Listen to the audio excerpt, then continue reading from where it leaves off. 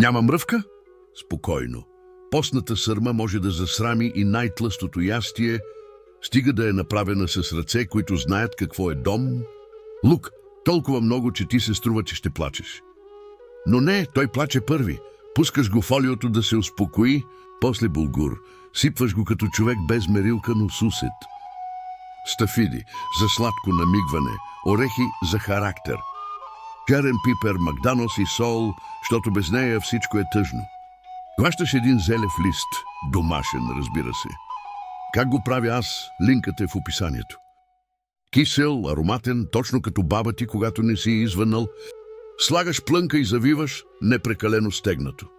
Подреждаш ги в тенджерата като хора в рейса, всички искат до прозореца. Зелев сок малко, олио колкото да им е весело. Капак задължително и ги оставяш да си какрат. Постните сърми са като добрите приятели, искат само време.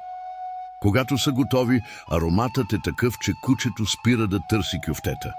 Без мръвка, без претенции, но с характер и душа. Това е прекрасно ястие, което можеш да включиш към коледните пости. А ти, как ги правиш вкъщи? С булгур, с орехи?